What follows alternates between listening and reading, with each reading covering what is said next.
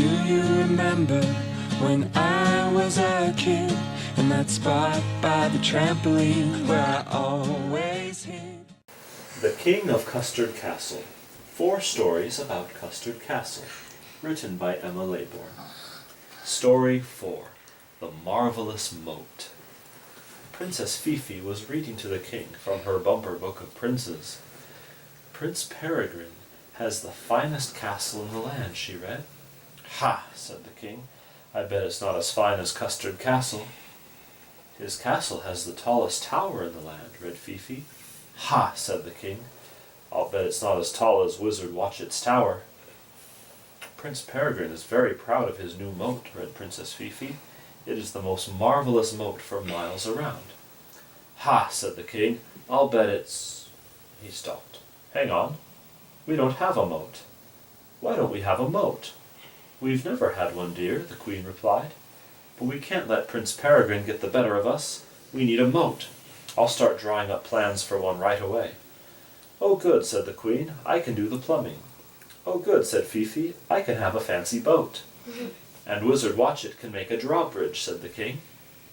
So the king drew enormous plans in blue ink for his new moat. Then he hired workmen to dig a wide, deep ditch right around the castle. The queen did the plumbing. She built a long pipeline from a nearby stream all the way to the ditch. Water began to pour in and fill it up. Princess Fifi got a boat. She painted it purple and covered it with ribbons and bows. Before long, there was enough water for her to practice rowing. The wizard had no idea how to make a drawbridge. So he got Jack the servant boy to saw up a few planks and put them across the moat. Wonderful, said the king, rubbing his hands. This is a marvellous moat. The only thing that spoils it is that bridge of yours, wizard. It was not a very good bridge, but the queen's pipes worked very well. Water poured swiftly into the moat. Soon it was completely full. That's enough water now, the king said. You can turn the tap off. Tap, said the queen. There isn't a tap. What? You didn't make a tap? The moat will flood, exclaimed the king.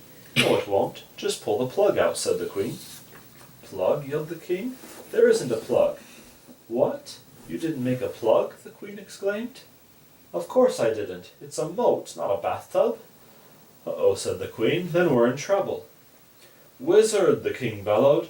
Wizard Watchett came running down from his tower. There's too much water in the moat, announced the king. Do something before it floods the castle. What shall I do? I don't know, the king said. You're the wizard. You must have a spell for this sort of thing. Off you go and sort it out. The wizard tramped back up the stairs to his tower. He felt very annoyed with the king. First he's rude about my bridge, he complained to the ghost who lived in his tower, and then he expects me to empty his moat for him. I don't know any spells to empty moats. There's no mention of moats in my spell book. Ooh, the ghost suggested. Yes, I suppose I could make one up, said the wizard grumpily. He thought for a few seconds. How about this? Eye of newt and toad of frog. It's like falling off a log. Custard's castle moat of water. Start behaving like you oughter. Woo, woo, woo, said the ghost doubtfully. What do you mean that's awful? It's good enough for that stupid king. And Wizard Watchett went to the window and shouted his new spell at the moat. The moat began to bubble and froth. Clouds of steam rose from it. See, said Wizard Watchett as the steam cleared, it's worked. Ooh, the ghost stared down. The spell had worked all right. The moat wasn't full of water anymore. It was full of something thick and gloopy and as yellow as a dandelion. It was full of custard. The moat did not stop filling up. More and more water poured in through the pipe. As it entered the moat, it turned into thick, gloopy yellow custard. Watch it! yelled the king. The wizard pretended not to hear. He stayed up in his tower, well away from the angry king and the custard. For soon the moat began to overflow. The custard crept up to the castle walls. Next it crept up to the castle windows. Then the castle began to flood with custard. The custard did not pour in. It was too thick. It oozed under doors and flopped through windows in big yellow dollops. The castle was full of the sound of custard flopping and plopping. The floors were covered in a gloopy, blobby custard carpet. "This is disgusting," said the king. He was wearing his gum boots, which were full of custard. He shouted at the servants, "Bella, sweep up all this custard." Bella tried, but the custard stuck to her broom. "Jack," cried the king, "shovel up this custard." Jack tried. Shoveling custard was easier than sweeping it. Jack shoveled up a whole wheelbarrow full of custard. "Now what shall I do with it?" he asked. "Shall I tip it back in the moat?" "No," howled the king. "Take it across the bridge and dump it on the other side." So Jack began to push the heavy barrow full of custard onto the bridge. All at once the planks cracked. Then they broke in half and fell into the custard moat. They drifted away slowly on the yellow tide. Jack jumped back onto shore. "Now what?"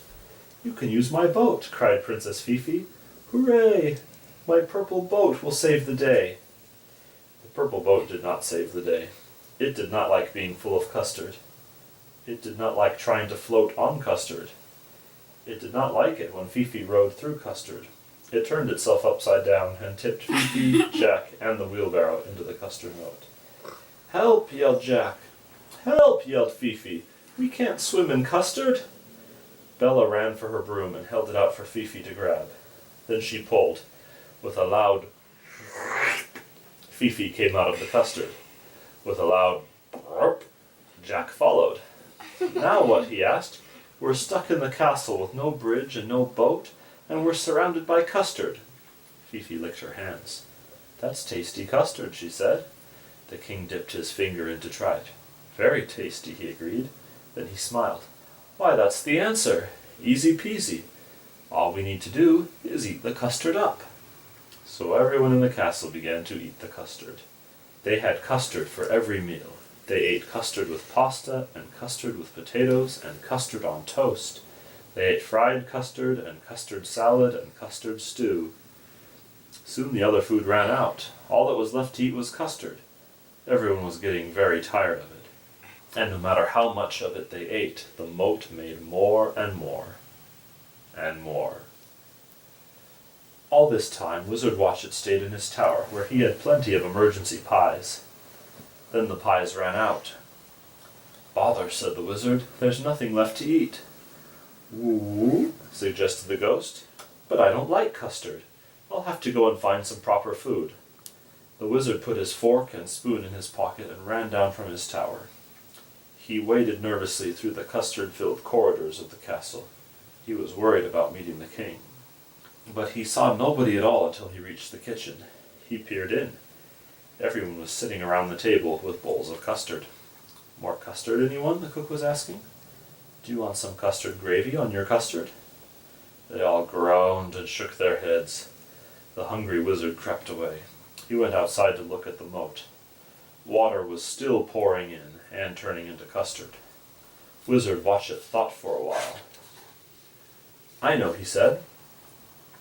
"When someone comes along, I can shout across the moat and tell them to block the pipe." He looked for someone to shout to, but there was nobody there. The wizard thought again. Perhaps he could make up another spell? But he couldn't think of anything that would rhyme with custard, apart from mustard, and he certainly did not want to fill the moat with mustard.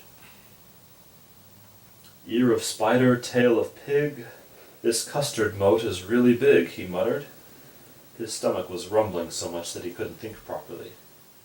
"Listen to my empty belly. What I need is cake and jelly," moaned the wizard. Then his eyes widened. "Oops," he said. The custard moat began to gurgle. Clouds of steam rose from it. It fizzled and sizzled. The king came running out. "What's going on?" "Oh, I just thought I'd try a little spell," said Wizard Watchett casually. Together they stared at the moat. Slowly the steam cleared. Now they could see the banks, still piled high with custard. But the moat was full of something else. Something bright pink and wobbly.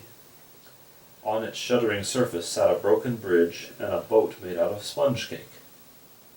"There you are," said Wizard Watchett. Now you have the most marvellous moat in all the land. What is it, Watchet? Gasped the king. What did you turn it into? The wizard took his spoon out of his pocket.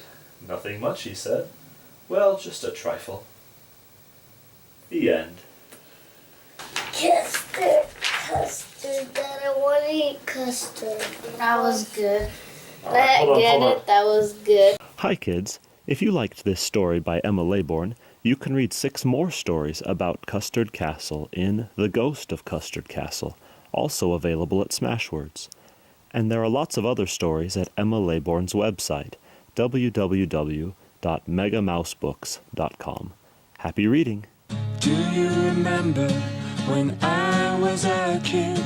In that spot by the trampoline where I always hid. In those sunscreen days and those star-filled nights.